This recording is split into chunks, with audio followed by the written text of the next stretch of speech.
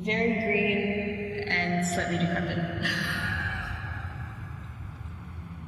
It's true. I mean, I'm gonna be honest here. Like, you know, there are buildings that have holes in them from people doing stupid stuff.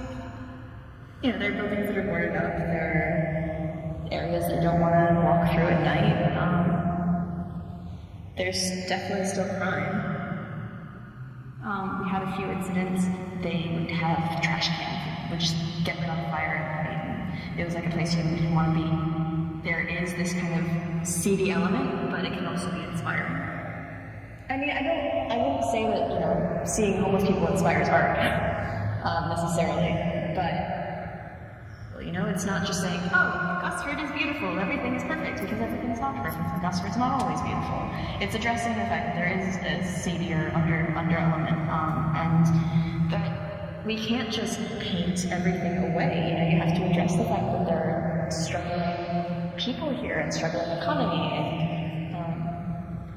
yeah, like just whitewashing it all, you know, saying everything is perfect really does a disservice to the city because it stops you from making the necessary changes.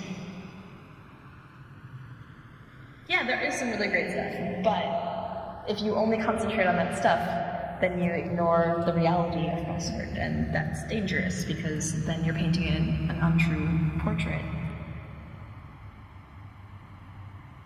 I feel like artists are really feeling like they have a place to have a voice, and so I think that is pushing for an inspiring change. It's definitely changing, and that there is this kind of lesson of hope and this energy of momentum that's sprung up of people really wanting to push for change.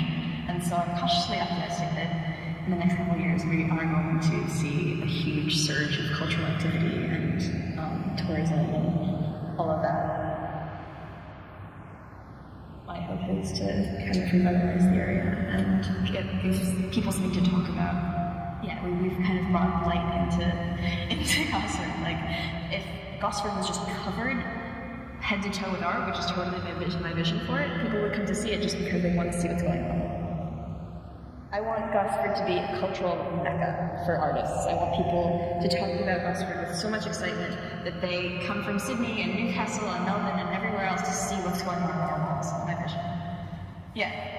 And then I will feel like I'm finally in a place that is worth talking about. Yay!